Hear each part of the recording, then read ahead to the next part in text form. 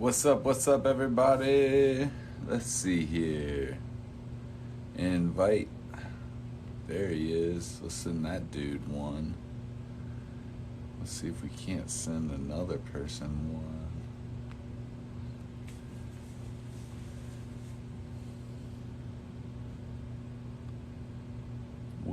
What's up, everybody? I just sent Austin a, let's see, invite. There we go. Let's get them going. Let's see if John Senac is here. Let's do a holiday hangout. Let's see. Yep. I'm trying to get all the. I don't know why it's not allowing me to add people. I'm trying. There we go. Invited. Let's see. What's up? I see Dave coming in. I see Austin. How's it going, guys? We in the house. Yeah, I hear you, Austin. Hey, Mr. TJ. Hello, Dave. How are you? Busy. I think we're at about 25 people watching. We're going up quite fast right now. So, how you guys? Good. Doing good. All right, that's me and April being silly. There's John coming in right now. Hey, TJ. So I think if you guys, if Dave and April are both in I the moved. same house, it might make. I got it. I took care of it. Hey, real quick, TJ. Yeah. I didn't say this. I'm telling you now. It's a little surprise. Teddy Wang's going to jump on for about 10, 15 minutes. Yeah. So if you want to go ahead and send him an invite, he only has 10 or 15 minutes because he's up in Asia right now. Okay. He just woke up a little bit ago. But yeah, put him on. He has his followers, and he's going to push it out to his, 1.6 million followers.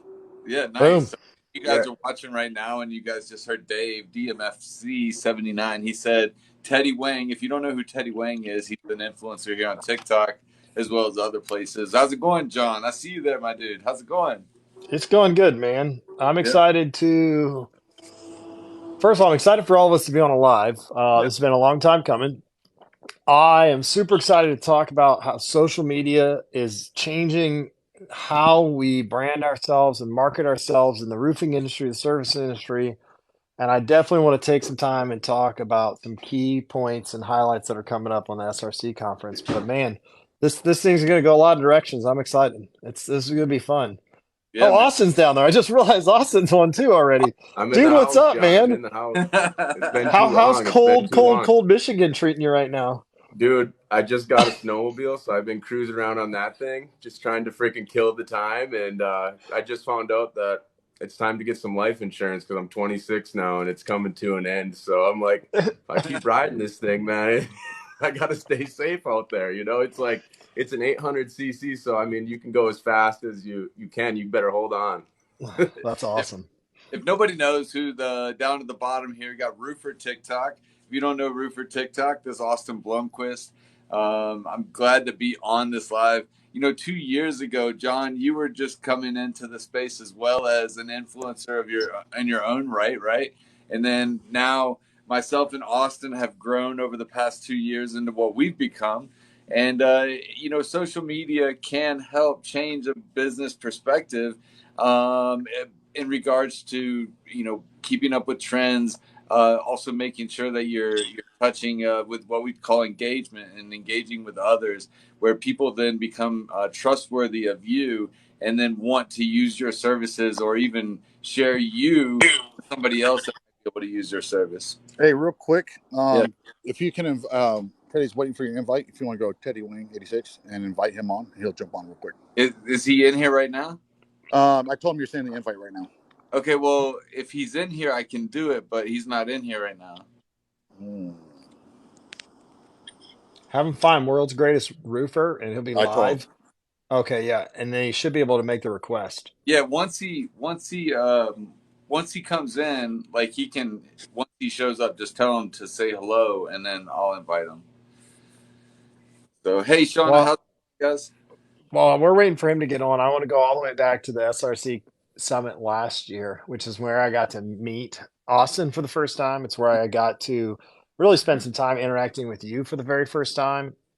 And I'll look at again, I already had a growing platform on social media on Facebook, but it being around you and those that have really started working on the short form content, I have to give props to April for being ahead of the curve and bringing that breakout session to the SRC Summit, because it was like no other breakout session I've ever seen before. I It was sat front cool. row.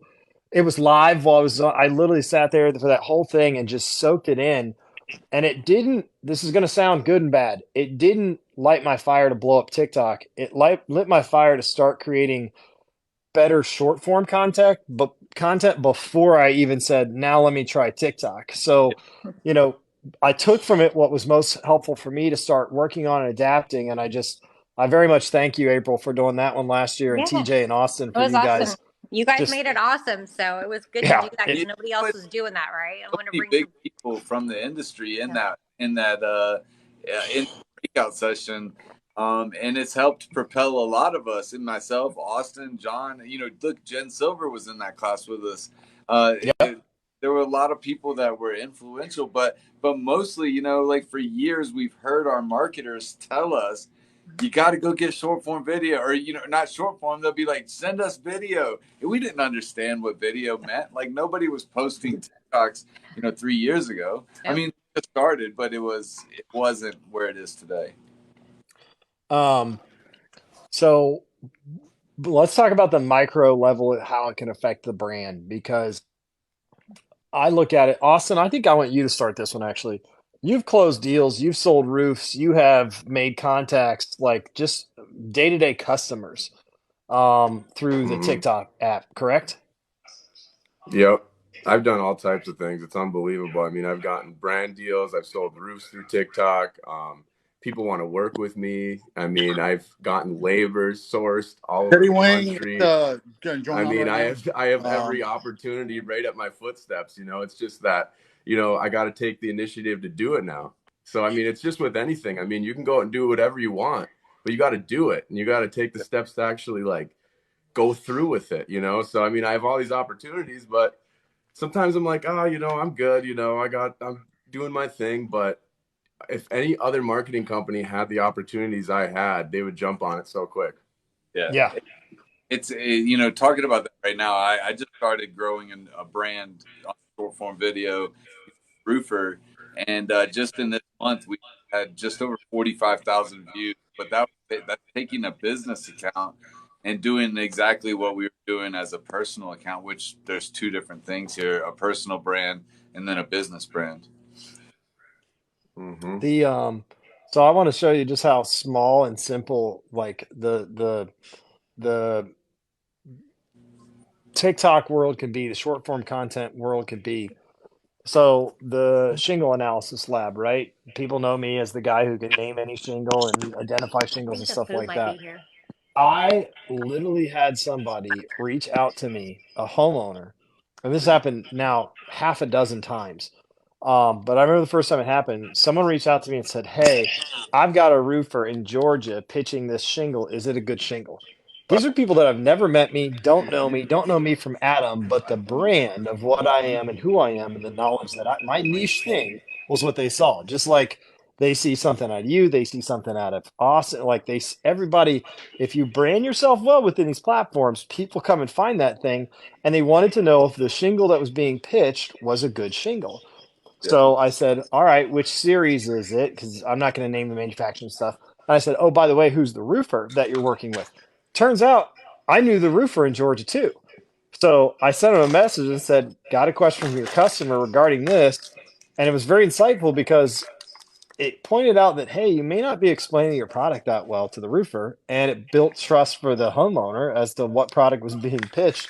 And I just think, how's that the thing that people know me for? It's very, very, very focused social media efforts I'm the name that shingle guy who knows everything about shingles, and people reach out to me for that. And that has become more and more consistent. And I think that is the capacity to affect the roofer's business too, because people are asking me these questions, and hopefully the roofers doing a good job of selling themselves too, because I'm going to be honest, I have no reason not to be. Here's what this shingle offers, here's the pros and cons and stuff.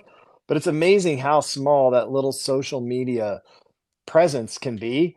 but it's way more powerful than you realize. It's just doing the steps. Number one is doing something. Number two is doing something better, right? Like you got to start by doing something. It's better than nothing. And then consistency will continue to build that. Austin will tell you that, talking about what you're talking about, sometimes when you make so many viral videos, you have to ask people where they started following you or where they saw you for the first time, and then you have to be like, oh, that video, okay, or whatever the case may be. So you guys think about marketing, okay? You think about how people spend money on mailers and billboards and going out and leaving little flyers on doors, and it costs money. We spend companies, little companies, doesn't matter if it's just roofing. I mean, any company you have, the cost of acquisition, a lot of it's your marketing costs. Well, social media, and if you do it right, and you become an influencer, you no longer have a problem about a budget. Because now you actually start making money. Yeah. So instead of it costing you money, it's like, oh well, I got to spend $100,000 a year on my marketing budget. Let it become a revenue source. Or now you're actually getting paid to actually market to people. It's huge. Yeah. Well, it's not even that. I think what people, I mean, that's the ultimate goal. Like that's where you want to be headed. That's where you want to be moving, is because now you're leveraging lower money effort into it. You're leveraging your time better, right, towards it, and eventually it can become equitable to you at the same time. And that's a huge leverage point. But you got to like start. if you look at like what Dave has and the jobs he's doing down in Florida, he's telling me he's got these $1 million jobs, and it's like I've been able to build my presence off of these, simple, residential jobs. Think of what I could do with Dave's jobs. He has such an opportunity to make content that if I had the jobs that he's doing, I would be at 1 million followers, in the next few months, just because the content I could get. So how do you use the jobs you're on to make the content? So now Company Cam and AccuLinks and all them want you to be making videos in front of your jobs for them as a influencer. Now you're an influencer, you're helping people in your space, and you're running a successful roofing business. So I was out to Marina, right? And I'm doing the Sanibel Harbor Yacht Club down there. Big $10 million project. I did a live. I was on for almost an hour. It's more. I don't do a lot of lives. I do a lot of social media, but just not off my account. I do it for my other stuff, and I do it for a lot of other people. And one thing I finally did a live the first time in a long time, and it was an hour and 3 minutes. I had I think TJ, I sent it to you. I had 92,000 people watching my live, and I had over like 400,000 likes. Off that, people said, "Hey, I'm in there. I know that marina. I know where you're at. Hey, and they're all talking about what's going on." I picked up 6 jobs from them. Yeah. And when I said 6 jobs, guys, my average job is about $400,000. So I almost made over $2 million in work off referrals off one live video of just us pulling a car, a Jeep Wrangler, out of the ocean with a crane with my scuba divers, right, and then smashing it. It was great. But I made again $2 million worth of work off of that. And it cost me. I'm working I actually made money because I got gifts and everything. I think I made like $400 on that. I got paid to make money. There you go. Yeah. No, so that's interesting, Dave, because I'm working with all these different companies like Wolverine and Equipter and all these big companies, and they have their like marketing plan set out for the whole entire year. This is what we're going to do. It's all structured. Well, what happens when a hurricane hits? Well, guess what? It's time to change the marketing plan, because now you have an opportunity to go down there and help the local community. Go down there and bring a couple hundred pairs of boots and make videos and do lives doing that. Go down there with the equipters and start helping the roofers, right? So like if they have to be flexible, and people aren't looking for just the normal marketing, Facebook ads and all this stuff. They want to see like that creative aspect. So how are these brands going to get really creative? They have to use these influencers. At the end of the day, I think that there's an ever-growing need to understand that marketing is marketing's designed to be flexible, not fixed. At the end of the day, like it has to be flexible. It cannot be fixed. Yes, you do need a plan. There's the old school concept that if you treated your marketing budget like you had a bunch of glasses and you had a pitcher full of marketing dollars and you were going to put that into glasses, what's the glasses you fill? But right now, it's not so much that. It's what do you hold back in the pitcher to be flexible, right? To be adaptable when something hits, when something changes, when something new comes out, when a big storm hits, how to deploy on those things, because that's really where it's at. And Real quick, Austin, I want to point out real quick, because Dave, quick, I hate to interrupt you real quick. Look at Teddy Wang. He says he's on your live now. He's on here now. oh, nice. See if you can Hey, pull him Teddy. in. Yeah, tell him to Look comment. There should be. before bot. That's when he's his using. name? Yeah, because he has multiple accounts, and that's when he's using his before bot. Okay. Oh, there he is. Okay. Boom, there we go. But Austin, you've adapted that hometown hero presence on social media for your residential brand, but then on top of that, you've built this national reputation with the vendors and the companies and the organizations. So you kind of have hit both sides of it within your social media efforts that have been really, really powerful. So, all right, I'm gonna shut up now that we've got it's Teddy not on here. it's not only about like adapting, like I guess your marketing plan, but it's finding, what's the best way to get these leads and staying ahead of everybody else. So like I found TikTok before a lot of other roofers, and that's why I was able to grow and be who I am now. But there's going to be something new that comes up, so you always have to be listening so you can be ahead of everybody else. So real quick, I have Teddy, because I know he's across the world, and thanks for joining us, Teddy. Greatly appreciate it. So Teddy and I are working on building a marketing company for a lot of these people, these companies that may not have the resources or the understanding on exactly what works and what doesn't work. But it's not just TikTok, and this is one thing I was talking. Right, going over this and with Teddy, it's across a lot of platforms. And Teddy, do you want to talk about all the platforms that you post on? How many likes you get, viewers? I mean, just a little bit of what you've done to really become your that content name. strategy. Yeah, what's up, guys? It's nice meeting you. And yeah, that's good. Thanks for this live. This is my first time for a group live. All right. So I've accumulated 3 million organic followers in the last 3 years through short form video across TikTok, Insta, YouTube, Pinterest, etc., Facebook.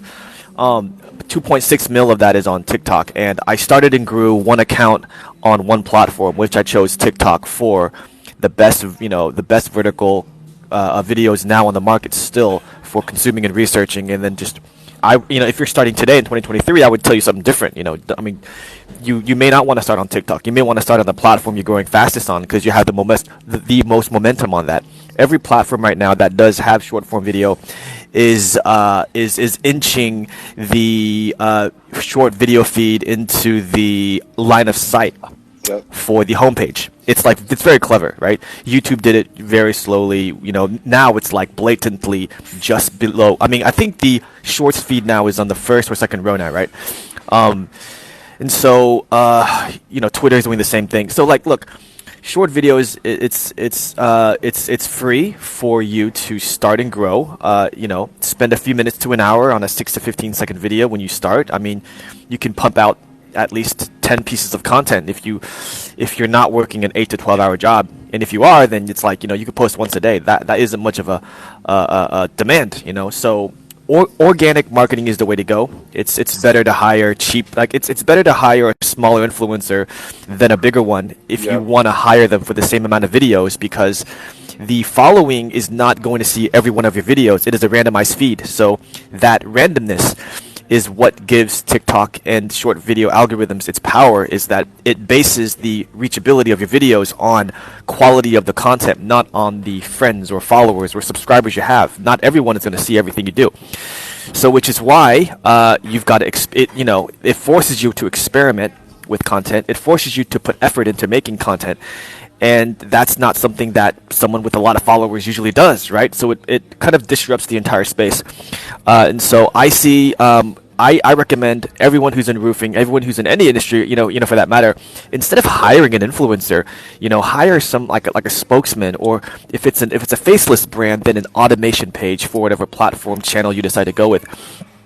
because having that person manage that account of yours, they're able to work with you in terms of analyzing your demographics, who you're bringing in, and create content for you. I mean, it's free, and if you pay for marketing, it's like you don't know how to make a video. You're paying who you're paying somebody for a video of which you don't know how to make, or you're making a video of which you don't know how to make either.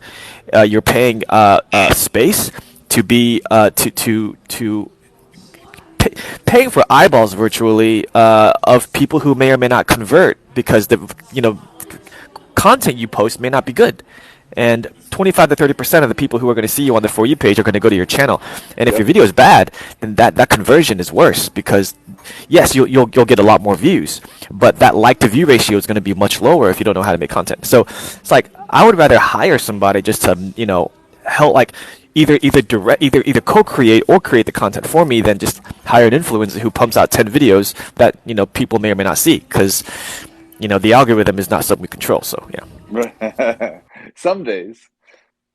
Yeah, some days. The short form content, though, you hit the nail on the head, obviously. But every time I open any social media, Facebook, Instagram, doesn't matter what I open, YouTube, when I scroll through it, more and more and more, I'm seeing the shorts pop up, and not just the posts, and not just the pictures, and not just the small pieces.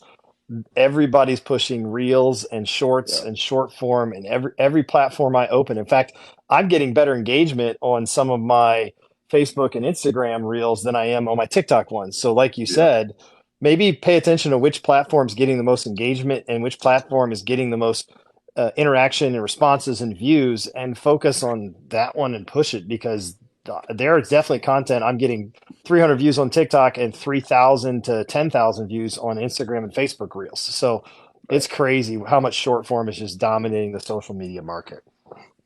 Yeah, and look, don't say that.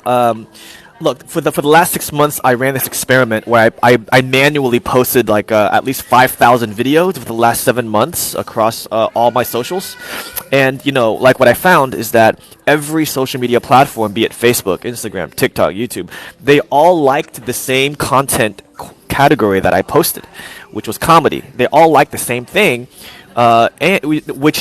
which broke the myth that different demographics exist on different platforms. And also, I also discovered that, oh gosh, what was that? Same demographics and, yes, not every platform may or may not like a different video from the same category. Yeah. So one thing, blows up on Instagram and dies on TikTok. One thing dies on TikTok, blows up on YouTube. So, it's the same category, which is good to know, but, the same videos may or may not perform equally across everything. Yeah. So prime example to that one, right? So I was Teddy going, we have our marketing company and we do this for a lot of other companies. And same thing, like we said, we come in and we start it, and after we still build it up, and then again, your marketing isn't a something you're paying for long term, because it becomes a revenue source, right? You're getting paid to market after you become, you build it up and you get bigger. But what he said was very important. He's looking at I don't do a lot of videos. I don't post a lot. But what I do post does really, really well. And he was like, damn, I don't know what you're doing, because some are real serious. Some are like business, and you see me doing what we're doing in construction, but then I'll throw something funny in there and I mix it up. Or, fuck around, find out video almost, had 100,000 views. Or the one with the crawdad, right? That was 500,000 views. And it's a combination of, and I'm watching, everyone's watching because you go out and see the statistics and analytics and everything else. I see that I'm capturing a lot of my demographics is everybody between 18 to 48. And it's the same ones that are watching it. I'll do a serious one, but I guess once they watch your video, they like it, I pop up on their feed more. So when I do something serious, they're like, oh crap, it pops up, and they actually watch it, as long as I follow up with something funny. It can't just always be serious. It has to have that comedy in there, that little bit of a zing, right? And that's what people like. And doing lives, I don't know about lives. I don't do a lot of them. I don't know if that really drives a lot. I mean, Teddy, do you know it? Does that drive you more? I think if it's the right situation, I mean, like the hurricane, you know, if you're literally down at somewhere where it's a news event and you're telling the news and teaching people and you're educating the right information. I mean, you know, we have 20 people in here. Not everybody going to this live is going to want to learn about roofing, you know, but if we were down, you know, pulling cars out of the water down in, you know, Florida, you know, together, then, you know, it might be different. You know, we might So have more engagement. So when I went live during the hurricane, 1.1 million people were watching me live. And when I did my talk with NBC News the next day, we were talking about how it was that I was able to reach so many more people than CNN and Fox News combined. It was because social media has such a major impact on the news now because of point of view. Like the reason me being able to show people in that moment what was going on has shown what type of content people love from me most, which is like right now in the moment, breaking news, that type of stuff, and that's how I get my views. You know, I've had a structure for my content since I've started. This one professor told me in college that the only way you're going to make news, or these news channels use significance, unusualness, big numbers, prominence. They use those things. So in every one of my videos, I either use one of those things. It's going to be unusualness. You know, like you know, these guys with this roof that's all rotted, or significance or prominence, where I say Elon Musk bought 20 of these. So it pulls that in and grabs that attention right off the bat. And I think that's how you really have to structure all of your content, to use one of those things. Well, another thing, and let's just be honest about it. People are sick of watching the news because it's full of crap, right? Either you're going to watch MSNBC, you're way to the left. You're going to watch Fox, you're way to the right, right? And everybody, you know, people are at this point, most news that people get is off social media now. It isn't actually going to Fox. It's not watching the TV. They watch when something happens. There was an earthquake in California last week, right? Well, guess what? The news said something for a little bit about it, but you know what? It was all over social media, right? The hurricane, right? Prime example. No one talks about the hurricane in Florida anymore, like it never happened. But yet, I'm going to talk about it next month. But everybody's still watching on social media what's going on, because I did a live video. What's up, Jimmy? 3 weeks ago, and again, you know, had a couple 100,000 people watching. Made, again, I don't know, Teddy, if you heard this, I was pulling the car out of the marina. I did live for an hour and 3 minutes, which I don't do, but it was just, my guys barely even talked. I didn't talk. I was yelling at people, right, most of the time. But you know, people were just watching. But they knew. They say, "Oh, that's the Sanibel Harbor. I live down the street." Oh, you know, it's amazing how much you guys cleaned it up since you started. You know, because I had it on my TikToks. I got, you know, again, 6 jobs, you know, 8 jobs coming out of there. Just off of that, they reached out to me and said, "Hey, can you come to my mom's house? You know, she lives down there. You know, she's an elderly woman. Don't know if it's going to be there." So I was able to, you know, pull almost a little bit over $2 million in referrals from family members of people that live there that didn't know what to do, but they saw us out there. And so again, I made a couple $100 worth of gifts I got, number one. So I didn't pay for the marketing. And then I made $2 million on, you know, in sales just off doing a TikTok live. Look, this is why Elon Musk bought Twitter for $44 billion. This is why Apple is the most valuable company, because the gatekeepers of information has changed, and whoever owns the communication device that disseminates and gatekeeps the information owns the world. So this is why Mark Zuckerberg is putting so much money into the metaverse. God forbid. I don't know what he's doing, but he's either a genius or he's crazy. So whoever, you know, it was both. Yeah. So, you know, now the news has to go through Twitter, which has to go through Apple to share information. So it's a different world. So Teddy, social media, I mean, you look where you're at now. I mean, you're all over social media. I mean, I tell you, my kids know. I mean, my kids at school, everybody knows who you are. How did that change your life? I mean, what are you using that for?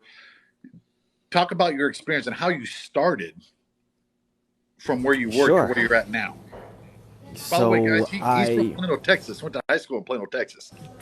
Yeah. I'm Plano West, class of 02. So I guess you'll know how old I am if I say that.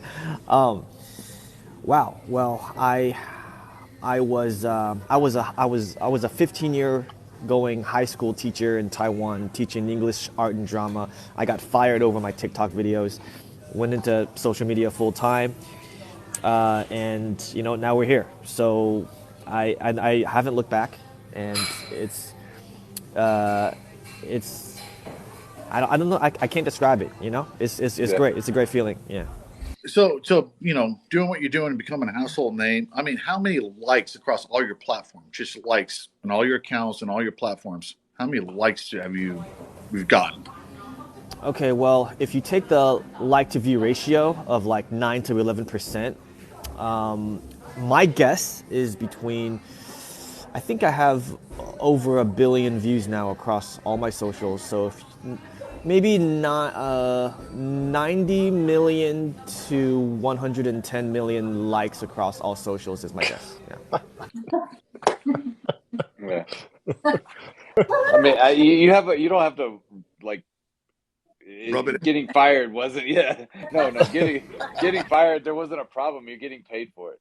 Yeah. So are you We a can all part of the learn from creator Teddy, fund right? then? Oh, sorry, who is that? Oh, There's a weird echo. Are you a part of the creator fund then?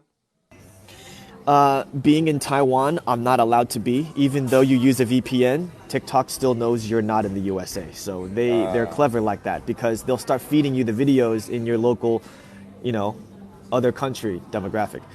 I wish I was. I think only a handful of countries can join, but people who joined told me their views got lower because TikTok was holding out. TikTok is holding out. That's what I was wondering. That's what I was going to ask, is because like I got a part of the creator fund on Facebook, and ever since I started doing that, my views have went down. And so like I never did that on TikTok, and I did that because I knew that if I got millions of views, they're gonna be like, we don't want to pay this guy. We're gonna stun him a little bit. There's so many people in the creator fund. I could be wrong. This is the TikTok conspiracy, I call this. So I don't know. But my views have gone up both on Facebook and on TikTok. And Facebook just gave me a thing that said you can earn $30,000 a month. All you have to do is this, and this. But even with the creator fund, I had that video that got 14 million views a couple weeks ago. Like that. I mean, it is what it is. Nice. They're paying me for that video. Hey, so. What was that one? You showing your toes, or was it the toe? No, that was the steep gear shorts. I know, but that was good. Tested, yeah.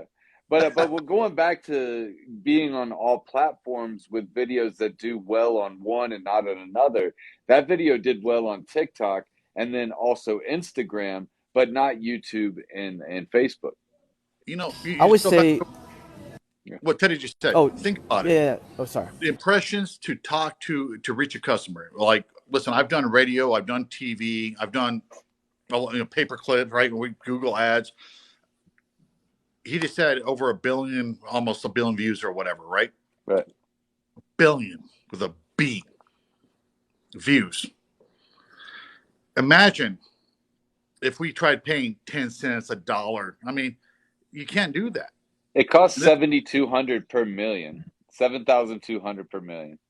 Think about that. That's a lot of money. It's insane.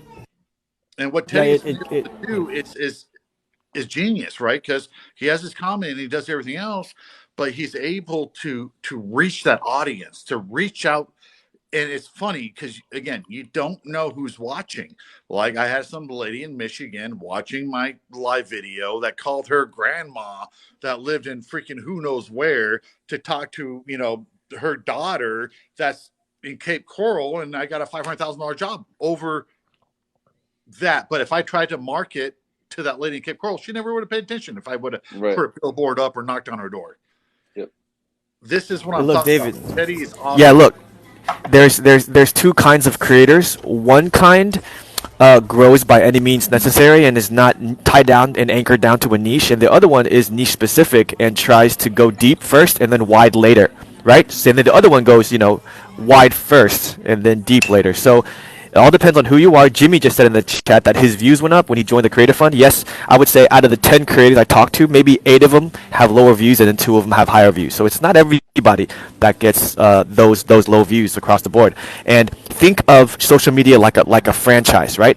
You have to build out the first McDonald's before you build the second one, the third one, and the 10th one. Like, it's the same thing with social media. Like, you have to start and grow one account on one platform. That is your first McDonald's. That is your first location. That is your headquarters.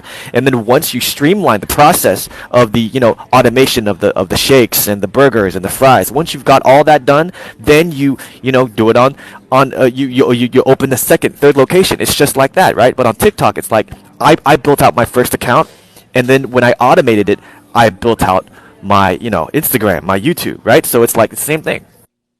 So Teddy, I mean, you can almost just look at what you built on TikTok. You can look at what you've built on TikTok and look at your best performing videos, and then come up with a content strategy for these other platforms. And it's like, the first 3 seconds is so important that if you can figure out a good hook or some unusualness or something's moving right, you do it on these other platforms and it works. So it's basically like market research. You kind of test the waters on a platform, you find out what's working for you, and then you implement it across the other platforms because you know what the viewers are wanting. Yep. Hey Teddy, I got a question. What do you think? And you do this, and I never asked you why yet. What's your thoughts on opening multiple accounts on the same platform, like TikTok? I know you have Teddy Wang 86. Now you have Borfabot. What's the pros and cons of having multiple, accounts on one? It's funny you ask, because when I went into social media full time, I haven't told a lot of people this, but the shadow bans I received forced me to get another part-time job because I lost all of the money I made through affiliate marketing and brand deals because nobody was coming to my pages. So I was shadow banned on 3 Can you I was shadow banned on 3 accounts. Shadow ban means for the people that Yeah, sure. All right. So there's a couple of reasons why your video doesn't work, right? The first reason is because your video sucks, right? That's obvious, right? Second reason is because, TikTok thinks you're a kid, right? And they don't want kids making videos and managing accounts.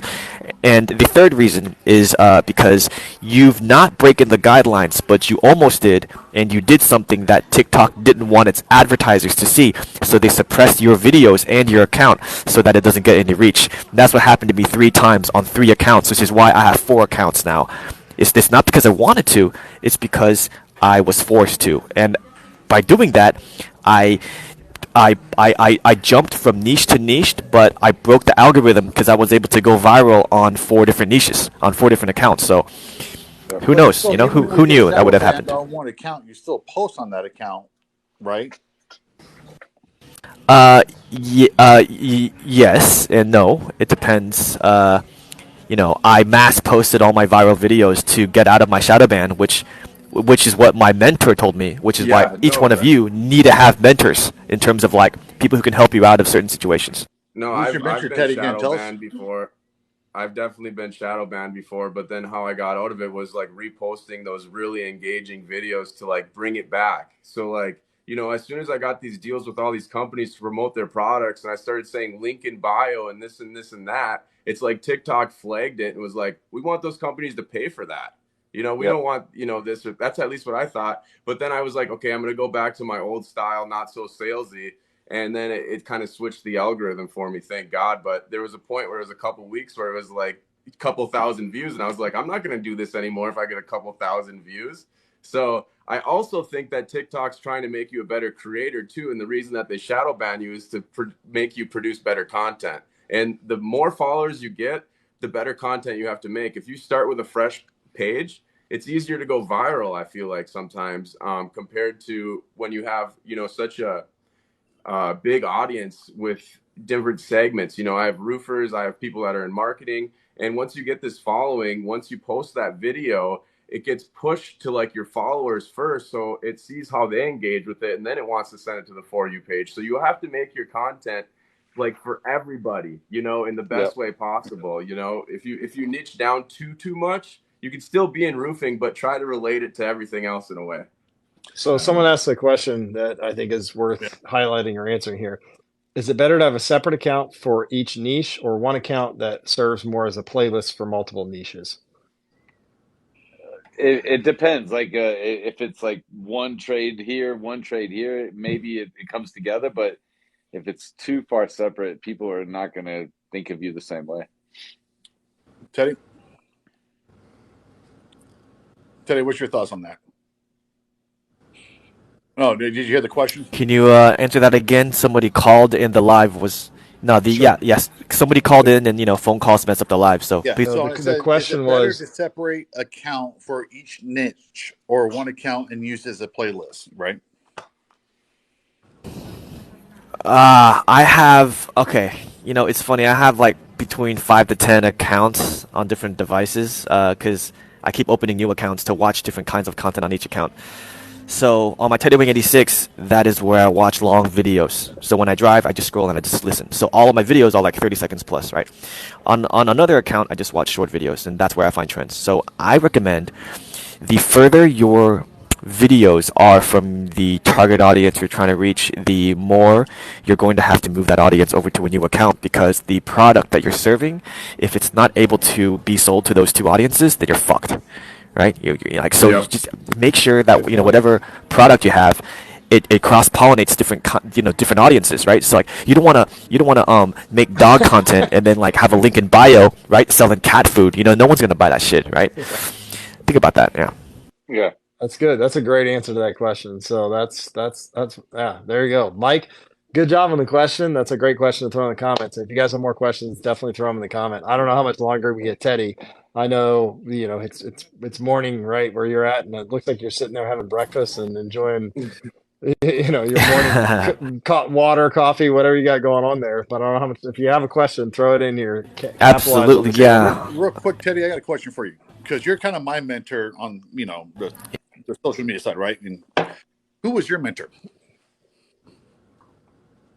There's a guy named Max Lee, Maxli, on YouTube who is on the Chinese TikTok. So he gets all the early tech info. I don't know if he's still posting, but another one is I'm not gonna name drop, but I have a few people I talk to when I'm in a rut and stuck and losing followers and demoralized and want to quit. I will call them and they are one phone call away. So make sure you've got that. Somebody who is a little ahead of you, right? So if you have 1,000 followers, find some with 10,000. Here are the tiers: 1,000, 10,000, 50,000, 100,000, 500,000, and a million. Those are the tiers. And I'm working on my way to get my first 2 million follower account. I have 1.6 on the biggest one. So when I reach that, then I will know what it's like to have 2 million on that account. But the shadow bans really screw you. So try to be family friendly, and if you can't, then self-censor through strategies that I could give on another day, perhaps. What? But like, companies, these companies yeah, want to pay you to like post these videos on your page, but it's just like almost gonna get you shadow banned if you do it wrong. So it's like, what is that worth? Like you got to pay me a couple $1,000s at least a video because I might get shadow banned and then it might ruin my reputation. I don't know. That's at least what I think. Teddy, you need to get paid more. Yeah. So yeah, averagely you should make $25,000 to $50,000 on each video. FYI. Anyways, that's what you should charge. I'll sell it for you. Hey, I want 20% commission. I'll sell it. That's what I do with my manager already. So if you can sell it, Teddy, once you hit, I want to bring the value. When you hit 100, when you hit a million followers on TikTok, I see. You see it on these videos. You hit 1 million followers, and they send you a box. Is that true? YouTube, they send you a box for 100K, which I just got the other day. But TikTok, nice. I never got anything from them. I'm crying inside because I've been with that app for 3 years. Yeah, well, I've seen it where people said I hit 1 million, and they actually send them a little box of like whatever. Congratulations. I've never seen that before. Really? Yeah. I think they have to order it themselves. I think you can buy it yourself when you hit 100,000 just to put it on your wall. You got a plaque or whatever. Well, I'm gonna tell you guys, and everyone can laugh at this. I'm at 27,000 followers on my TikTok. Again, I don't post a lot, but I do post. It does pretty good. So Teddy and I have a little bet, right? And 1 million followers. I mean, just on TikTok, he says 6 months, no problem. I told him I think we can do it in 60 days. Okay. Yeah, and I got a steak dinner bet with Dave. Well, if he doesn't yeah, get no, it. you know, here this is how it's going to go. You know why? Because Dave's gonna buy us all fucking steak if he doesn't do it. well, you always say it. Everyone's always trying to like think I'm paying for everything. But listen, the point is, and this is what we got to reach out to a lot of people. A lot of people are trying to get on social media. Like you said, they don't get it. They don't understand what content's good. Hi, Wyatt. We see you. It's my son. He's on. A lot of people don't understand it. And you know, my kids, I mean, you know, Teddy was talking to my son Dawson. It's like, hey, I need you to do this and this. I'm going, huh? And he's got it. But if you're a company, and again, you're spending all this money in marketing, your marketing budgets, shoot, some companies will spend $100,000 a month in marketing, and they're not reaching 1 billion viewers or even remotely close, right? And it's an expense. This is where use, you know, me and Teddy use the world's greatest roofer, use everybody on this to help propel. But I'm telling you, find a company that actually knows and watch and see their success. Watch them, but spend the money. If you don't have the time or the resources or the know-how, spend the money short term to get somebody in there to help promote. And I don't care who you use. It doesn't have to be us. It could be whoever. But to reach out there. And if they're good and they're successful in 12 months, instead of being a cost, it's a revenue stream. And you're reaching, again, like Teddy, billions of people, right? You need to do that. And, you know, this is something we'll talk about at the SRC. I'm trying to get Teddy to come fly down. He hasn't given me 100% yet. I'm trying to get him down there. But we want to talk about this, right? And I know, you know, we did it last year. We were talking about it. I think, Teddy, before you jumped on, we had a breakout session at the SRC Summit and for social media. And we were, you know, I was up there. I went up there for a second. And, you know, everybody. That's all good. That Dave's good for it, by the way, Teddy. He's only good for a second. No, I promise this year I'll talk more than 7 minutes. Okay. I have a deal. I talk 7-8 minutes. I say what I have to say. I'll walk away, you know. No, I'm going to strap him down your chair. Yeah.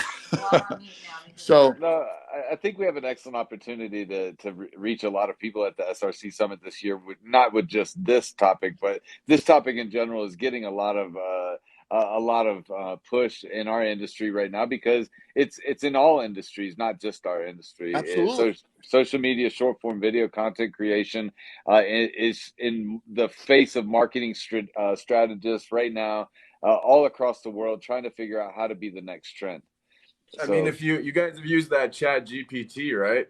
Yeah. If you say write a marketing plan for this company or this company, it'll say use influencer marketers. Like it's the first thing it lists off. We use Notion at Roofer, and Notion came out with a new AI the other day as well. Same as Jasper and all those others. You enter in 5 keywords, it'll print you a whole page of a vlog that it just wrote for you. So you're talking about using influencers to help promote yourself. Let's just talk about it. And I think Teddy said it, right? You want to do that, but why pay an influencer a video for 15, 20 seconds and pay him 20, 25 grand, right? When your content that you have, but maybe you don't know how to post it or you don't know how to bundle it or you know, you got to mix it up with funny things. And this is where you have to find out I'm not saying don't go spend the money on all these influencers. I'm not saying that. I'm saying I think there's a strategy where it's organically grown, and that's what Teddy said, right? He picked up 2 million followers. I think you said organically. You know, how much of people's social media failure is a failure to start versus a failure to follow through? Failure to start. It's all failure to start, right? Start, yeah. Like we said this before you got on the live. I think you start by doing something. Step 1 is do something. Step 2 is do something better, right? Like, and continue to figure it out. But I feel like if I go back to the live or to the summit last year, right, where the breakout session at the SRC summit, standing room only, that room was packed full. It was full, completely full. How many people you think walked out of there? And you did a call to action. You challenged them to go. You did a call to action, everything. Yeah. 200 plus people, standing room only in that room. How many people do you think walked out and the next week shot a short form video and put it on a platform? You know what? I'm going to tell you, not one person, because I called everybody out and I said, hey, what I was going to do, not a single person reached out to me. Yeah, Not one.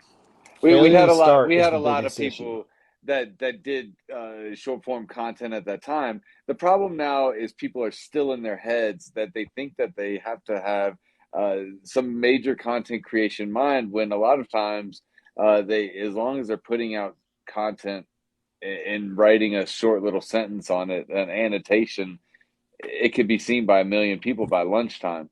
Yeah, you know, content's funny. I can't figure this out. Yeah, I I talk mean, to Teddy about yeah. this. I can't figure out what you know, the content, and so I'll Man, post something I think is great, and then I'll post something I think is crap. The one that does crap does good, and the one I think is great is nothing. That's your niche, Dave. Crappy content. I'm just kidding, Dave. What do you think, Teddy? Look, this is why duets, stitches, and trends are so easy to make.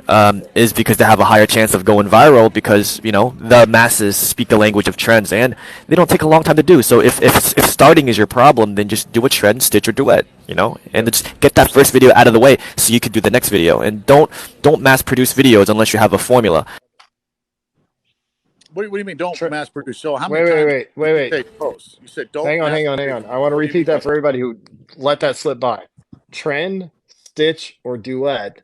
Yep. If you don't have a plan, if you don't have a strategy, if you don't have something going, use a trend, stitch something, or duet something that is already working, because it helps just continue to drive views, interaction, and engagement. Trend. Yeah. I've done Every dances single that I day. never had a plan. I've done trends. I've done sounds that are popular. One thing I'm bad at is stitches and duets, and I need to do more of them. But for everybody listening, trend, stitch, or duet, if you don't have an ongoing plan of content or content ready to go, or the ability to create a 15 and 30-second video, edit it down, make it look clean, and go from there. Trend, stitch, duet. Sorry, I just had to repeat that because it flew by so quickly. I want to make sure everybody heard Great that. advice. So That's thank you, great Teddy. I advice. appreciate that. Great advice. And Teddy, this is also important. What is overposting? How much should you post a day, a week, a month? I mean, because I hardly post, and I do fairly well. You see on my videos, but I got TJ over here posting like 10 times a day, right? No, that's what's not what. right and It what's depends wrong? on the platform. If it's Facebook, I might post 8 to 10 times a day. But I'm also getting 1 million views a month on Facebook right now. So, but also on TikTok, I don't post but maybe 1 to 3 times a day. So Teddy, Yeah, so the most I've posted a day were my. There is no such thing as overposting until TikTok like stops you from posting by giving you a notification telling you you're doing it too fast, which happened to me the other day. Not the other day, but earlier this year. 114 times I posted, 114 times, but that was because those were completed videos, not new videos, right? So if you have a full-time job, like an 8 to 12-hour job, I recommend posting once to twice a day. And if you have a part-time job, post 5 to 10 times a day. And if social media is your full-time job, then post between 10 to 20 times a day, which is what I was doing when I still do it sometimes when I'm right now I'm in between niches, but the reason why some of you can post 10 times a day is because you are riding the hype of virality in your own videos. So trends are two kinds, right? One is across the app, one is within the account of one person.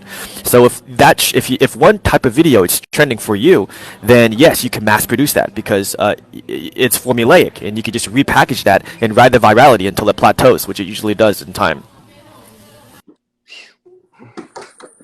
Yeah.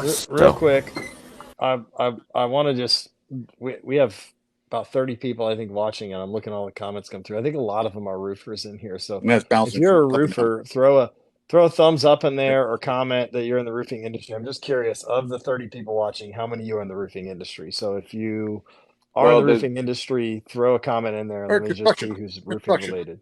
Just construction. It's not just roofing. It's also construction, right? Yeah, roofing, construction, restoration. If you're in any of those fields, throw a comment in there or a thumbs up. I'm just kind of curious who currently is watching is in that type of service space. There's 1,300 people have watched. So Nice. Yeah, they're bouncing in and out. Yeah. You know, we'll talk about this. You know, it being so in Florida, for prime example, right? A lot of people in Florida are struggling as contractors, roofing contractors, big ones. The top 10 roofing contractors, I have talked to 6 of them, and I know the CEOs of the companies, and say, you know what, this storm has like been no other storm before, and we're struggling. It's not like everything else. A lot of it is because their niche is the roof, right? And the problem is everyone's, the storm surge went up and messed up over 800,000 structures.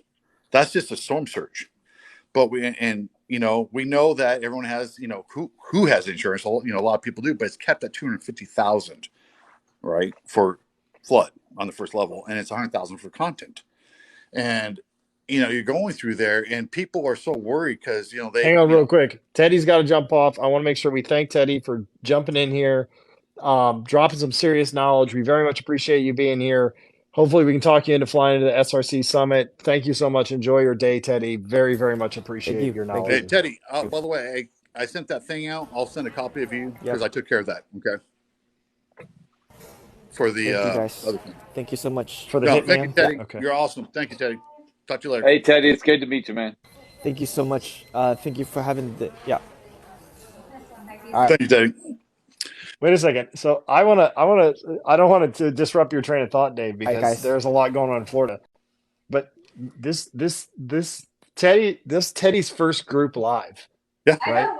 This is a guy who is killer on social media. Yeah. He's done live solo, first group live, and it was us. So I just thought, that was kind of cool to hear right out the gates. Like, here we are. We get on here to talk about the SRC Summit, the breakout session we did last year, how social media's influenced everything. And this dude jumps on and says, "Oh, that's my first group live." I was like, that's kind of cool that me with 2,500 measly followers, I get to be a part of that. Teddy is very humble.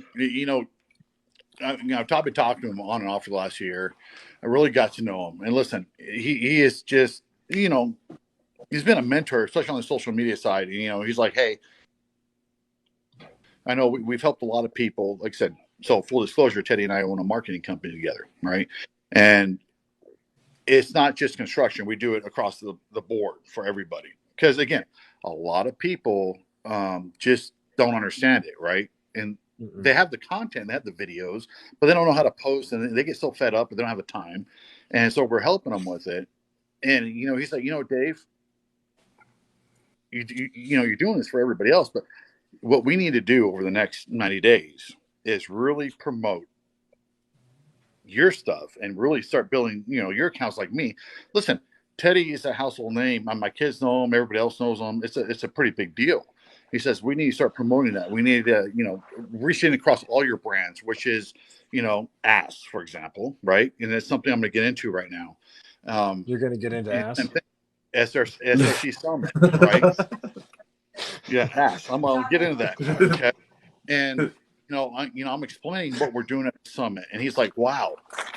And Teddy's like, I know I do a lot of stuff for construction guys, and, across the board, yes, a lot of people that, we work for.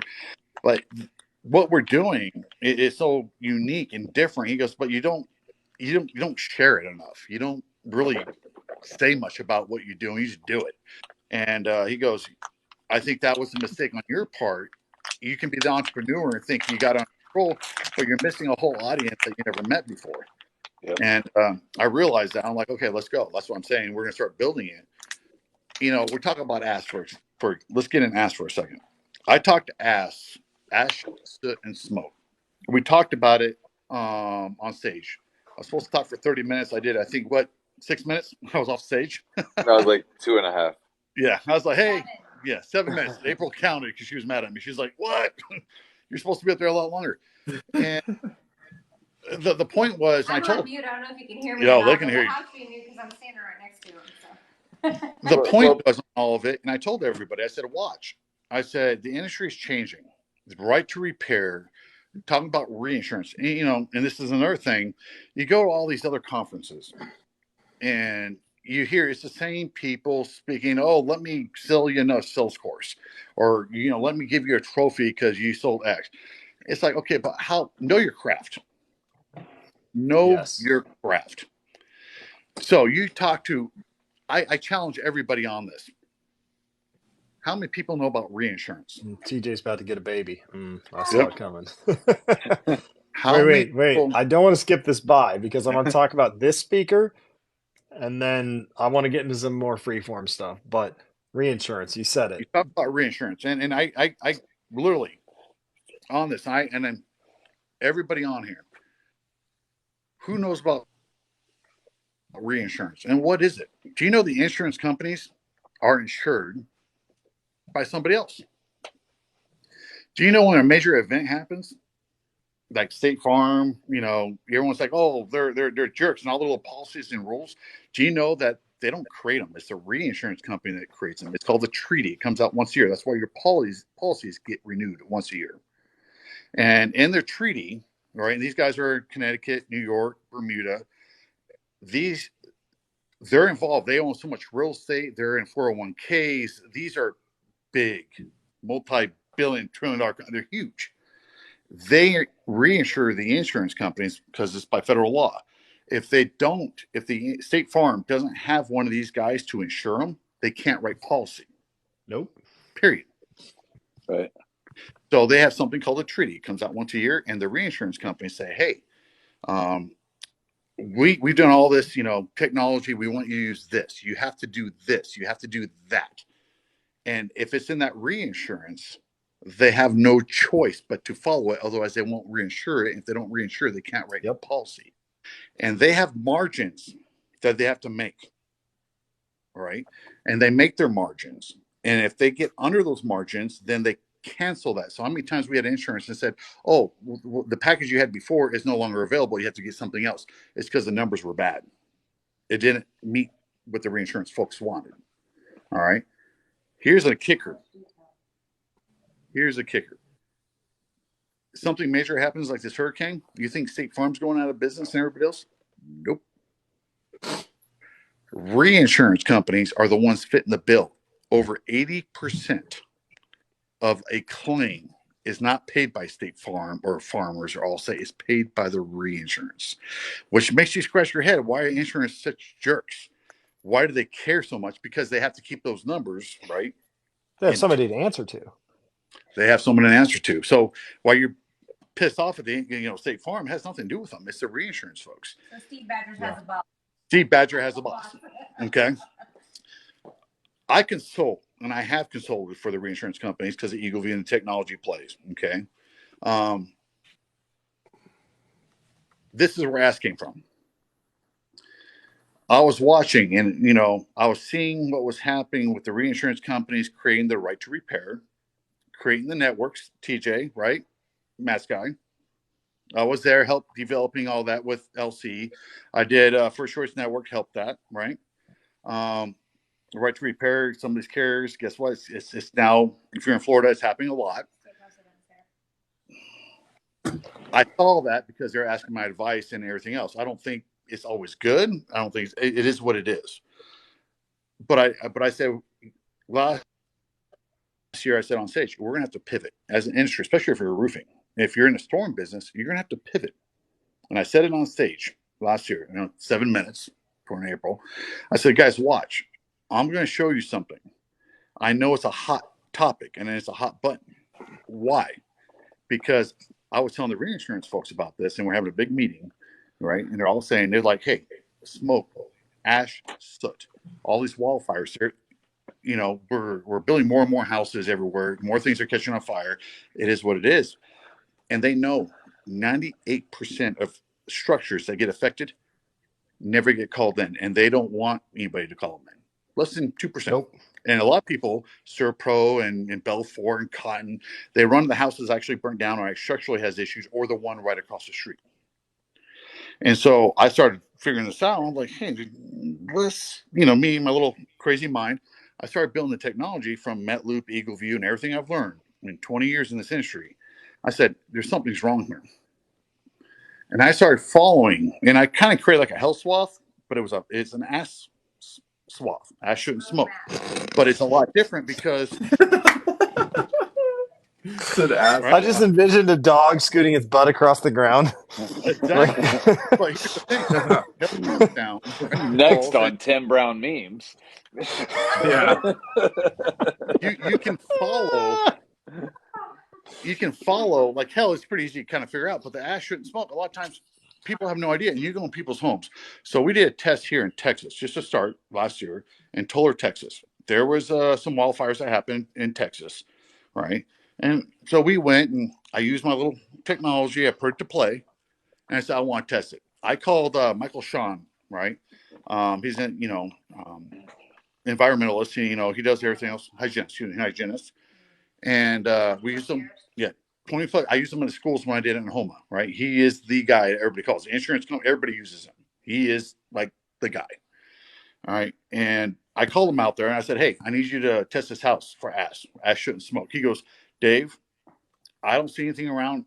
As I drove up here, nothing was burnt. I don't see the house burnt. I'm in this house. I don't smell it. I don't see it. Nothing." And he goes, "I'm telling you, I've been doing this 20 years. He goes, "You told me about your technology, but I'm telling you, you're wrong." He goes, "I'll bet you." I said, "Okay, perfect. I have a bet for you. I'll pay you double if I'm wrong. You're going to swab this. You're going to send everything to the lab. If I'm wrong on this testing hot, I'll pay you double. If you're wrong, you're doing it for free. Not this one, the next 3. So he took over 80 samples, tape, lifts, everything in this house in Tulare, Texas. And actually, it was Tyler from CMR. It was his buddy. Okay. So we did all that. Sent it to the lab. Guess what? Independent third lab, hygienist independent. It came out hot. It came out with it. There was ash shouldn't smoke. And just because you couldn't see it doesn't mean it wasn't there. Yeah. We put a claim on that house. It was actually State Farm. And they came out there and they laughed at me. They actually brought a supervisor because they heard it was me. They brought out their supervisor and they brought some Serpro asshole out there. He's like, "I don't see it. I don't see it." And Serpro got the little sponges that they use. He's like, "I don't see it, nothing." And he wiped the wall down. And after that little chemical sponge, he's like, "Oh, shit. We didn't see it, but it's there." Then they sent a hygienist out. And they had an independent, another one out of Houston, came out and did over 200 samples on that structure. Totally unnecessary. Came out positive. And to this day, State Farm will not give us the engineering, the report because they know it's screwed. That was just a standard home, 4-bedroom, 3-bath, 2,200 square foot. The whole entire claim to clean it and do it proper, $192,000. Jeez. 9 miles away. No one says, and that was asked. And that is when I started testing it. And this is what I said last year. I said, I'm going to keep playing. So then I went to Colorado, and Marshall Fire up there, right? Superior, TJ. So I went up there and I said, guess what? I sold a lot of commercial buildings in that fire. You know what happened? You know how many times Serpro, Cotton went to these schools, these hotels, hospitals, and they said we cleaned it, and they build them 100, 200, 400, $1 million. We went back into the common areas when no one noticing, and we swabbed it and sent it to the lab, and it was still coming out hot because it wasn't done correctly. Jeez. Reinsurance companies. They were only paying for blowdown out of the rafters and then also wipe down on the walls. Yeah, and that's not the way you do it. Right. No. Okay. So reinsurance companies, they all hear what I'm doing. They're like, uh-oh. Mm-hmm. They said, Dave, we'll give you $20 million to stop. Cash right now. Stop. You consult for us. It's in your thing. You can't use it. You can't use the technology. You can't sell it. You can't send it. You can't consult with anybody. Stop. $20 million. Of course, I said no. I mean, as the first ballot. No. Shit. Right? No. I said, and I told them, $250 million. I'll stop. They laughed at me. That's why I went to Colorado. That's why I went to California, Arizona, New Mexico. Fuck around, find out. Okay. So I started going everywhere. And then I started really fucking with them. And I went to Florida. I went to freaking New York. I went up on the, east to west coast, north and south, and I hit like 30 states. And I was testing 4 or 5 miles away from wildfires, brush fires, structural fires, everything. And guess what? Swabbing, everything's come out positive. And they're like, okay, we'll pay your $250. I said, no, we're done now. Now it's $2 billion. Literally. And they're like, oh, now you're just smoking. I was like, all right. I created, and that's why I literally started ASS. Everyone asks why did I create ASS? My logo is a donkey with smoke coming out of his nose wearing a fire hat. I did that just to piss off the reinsurance folks. Your new logo is going to be a dog rubbing its ass on the ground. Yeah, right? I'm going to redesign your logo. I'm going to find that girl who redesigns logos on TikTok, and I'm going to have her redesign the logo just to see what we can come up with. But wait a second. So wait a second. About this. I want to. Because I actually talked about this at the show, and I said, everybody, you're going to have to pivot because it's not just roofing. You're going to have to pivot. And everyone's like, well, yeah, but right to repair everything else. But I'm telling you, the reinsurance companies have told the carriers, and they put in the treaties, we do not want the liability, the health liability, because if it's not cleaned right, and our guys try to do it, and it's not cleaned right, if someone gets sick and cancer, they said, we don't want it. Yeah. So there will never be a right, a something built around this. That's why I said ASS. Fairly safe. Talked about at the show. I went and proved, and I did over $20 million. I sold just effing around. $20 million. And the margins are at 80%. Yeah. My average claim was between $150,000 to $200,000. How much is in Colorado? 30 square roof, architectural, 2-story standard. What's the price on that? 19 right now. 17, 18. Yeah, and what are your margins on that? Pay your sales guy. Typically, if I were the sales guy on a 50-50 split, we're making around 5 to 8. Okay. Now I just put you on something that's between 150 to 200,000, and your margins as a company is like 70-80%. And guess how long it takes to do that and to do it right? Less than 3 days on your average house. True. And guess what? Just because there's snow on the roof doesn't mean I can't do the inside of the house. So it's year round. Another thing, 28% of the ones that we did, I got the roof bought every time. Why? If it's tile, standing seam, Decra, guess what? That shit gets underneath it. And you lift them up and you put your hand up there and it's covered in it. And so you're gonna detach and reset and clean every single tile. They said, no, screw it. That's too much money. We're gonna get killed on this. Replace the freaking roof. If it's composition, right? A shingle, the wind gets out there and you look at how much it blows out there, especially in Colorado, right? You get those wind gusts in there, all that ash gets in that freaking little, the little strip. Yep. And then it doesn't sit anymore because now it's there. It's compromised. And so why everybody else is looking for a hailstorm or say, hey, this house was 6 miles away or this structure was 6 miles away and nobody knows, guess what? So then they're saying, okay, what is the limits that are acceptable? Because we were talking to the Attorney General in Colorado. We met with him, right? Did all that. And then we even told him, I said, listen, right now there is no standard federally by the states on what is acceptable on the limits of ash shouldn't smoke in your house. And, if you test at a 2 or 3 or 5, they said, no, 10's high. Okay, yeah. But what happens when I test at 2? They said, well, it's not that bad. Or it's just an easy wipe down. No. Okay. I want to step further. And I'll get more into this at the show. I learned something. There's another byproduct. I'm not going to call it what it is. There's another byproduct that comes from fires. And the EPA, the federal government, and I'm one of the few, even the hygienists, I actually school them on this. It's pretty sad. Even Chip Merlin wrote a blog about this because he was having problems on a bunch of his claims. I said, listen, there's one chemical that connects, that attaches to ash. Ash shouldn't smoke. That it doesn't matter what it is. The only acceptable limit, EPA, federal guideline, is 0. If it tests for 0.001, it's out. And you know what you have to do? You can't clean it. You have to take it down to the studs. Yeah. Think about that. It's that toxic, and no one Well, knows about it.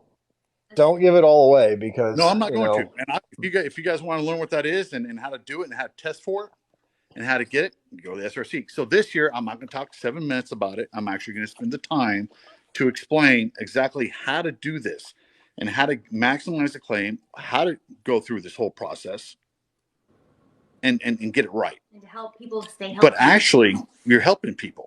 You're actually helping people from breathing issues, cancers, everything else. And then actually, the reinsurance companies, they're going to hate it. They're going to hate it. So that's one thing we're going to talk about. We're going to make a big push at the SRC about ass. Well, huge. For anybody who has not,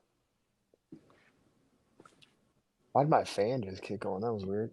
For anybody who's not done it yet, srcsummit.com. The ticket prices go up this Saturday, right? The ticket prices change. December 31st, they change. Yeah, let me just get on. You got to look on one phone. You can't be like on live in the same room.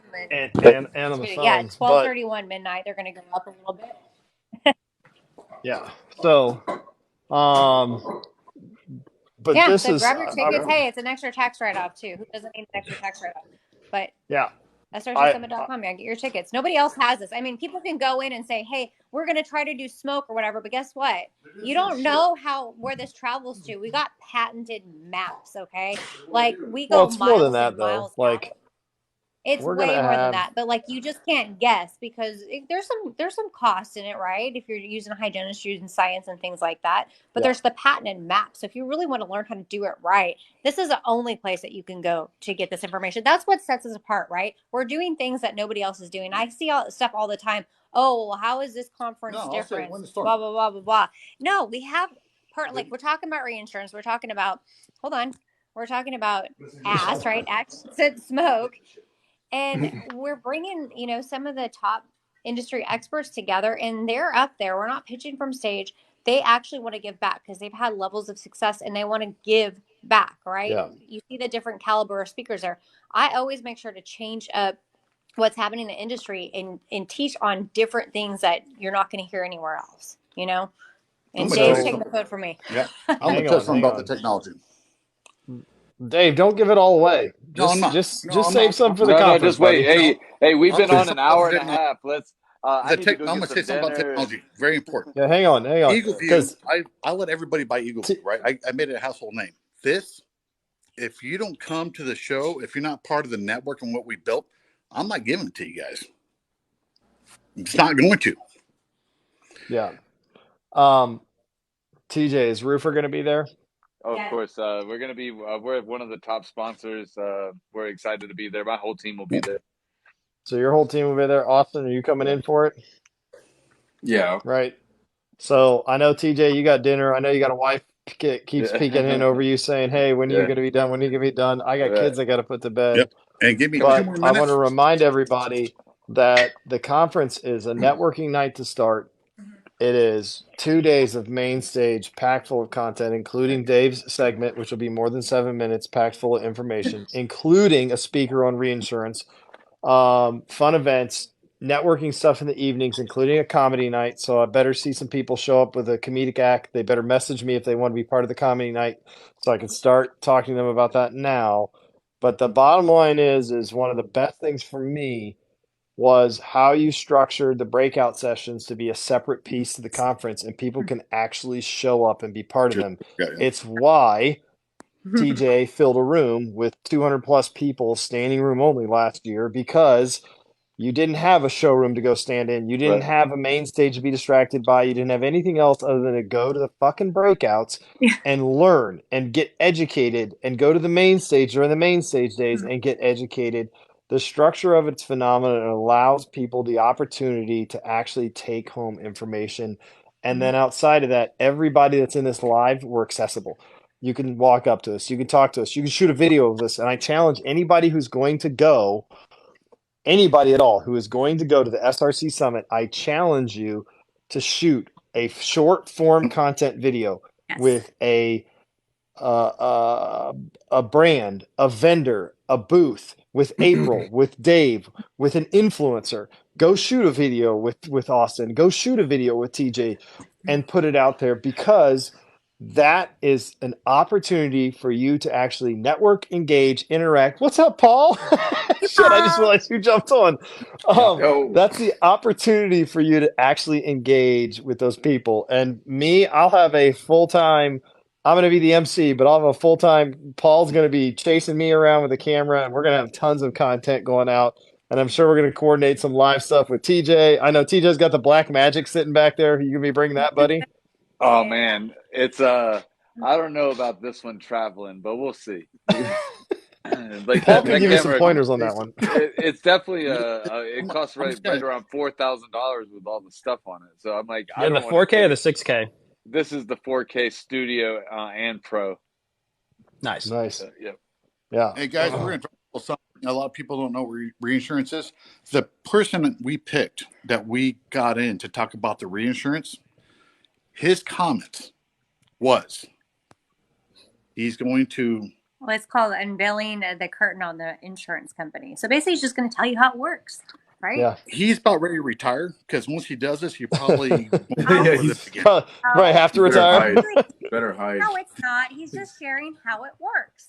It's education, right? You should know your craft. I know contractors I've talked to have been in the roofing industry for over 20 years, and they had absolutely no clue. They've never even heard of what reinsurance is. I mean, it's going to blow the doors off things because you really understand it. And the next day, we have Steve Badger on stage, and it's got the Steve Badger panel of real contractors are going to ask him questions.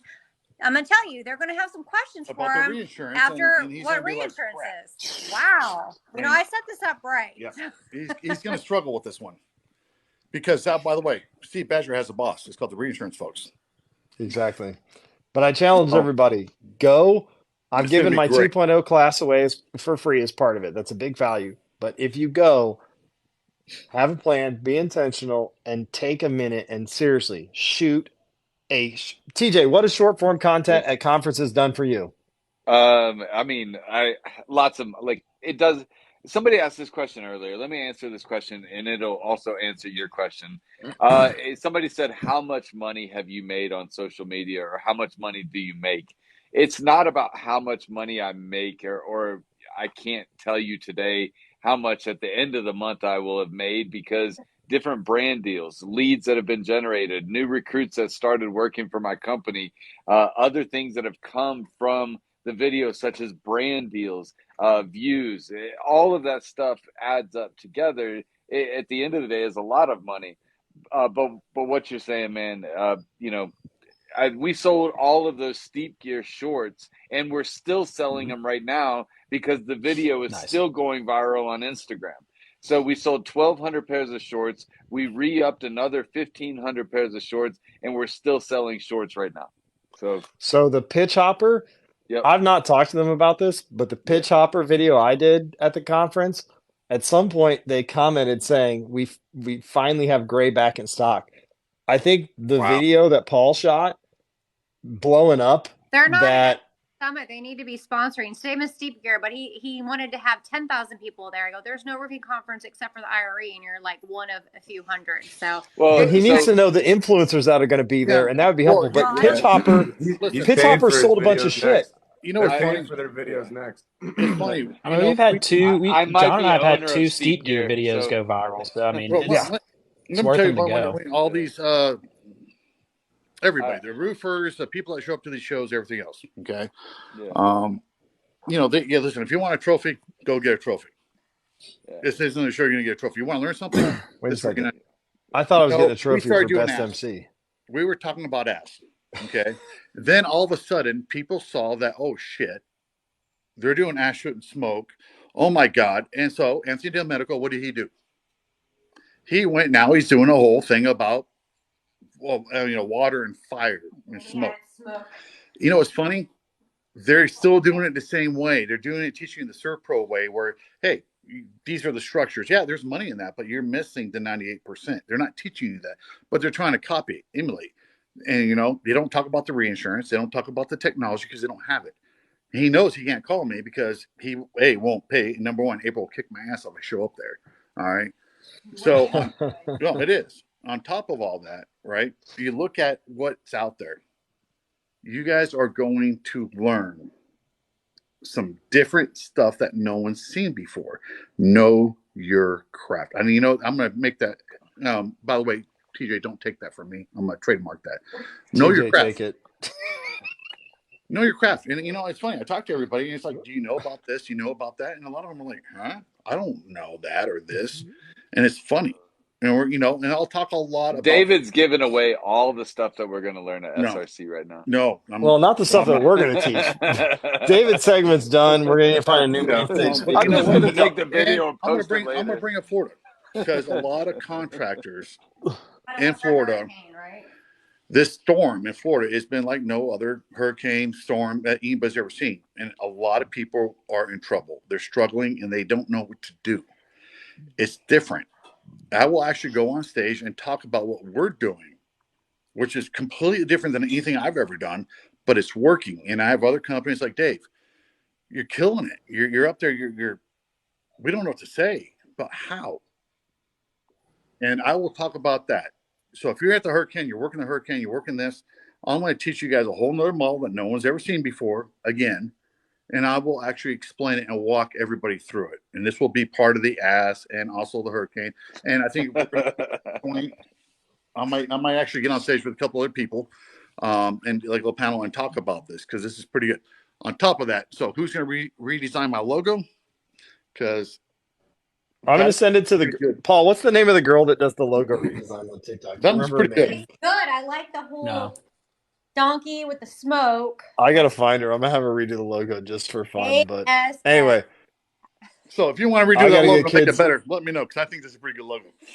I got to get kids down. I know TJ's got to go to dinner. 20,000 shirts to give away. So everybody show up. I might give everybody a shirt. I have a women's large and a men's large, so I'm good. And I've worn both of them. But I gotta get kids down. I know TJ's got to get to dinner. He's got a wife over his shoulder. So I'm going to jump off here. If you guys don't, that's completely up to you. But thank you all so much. Anybody remaining on SRC Summit, January 29th through February 1st, go to srcsummit.com to get the tickets. Do it before December 31st, before the prices of the tickets go up. That's my sign off. Everybody else have a good evening. I'm going to give you a trophy for emceeing.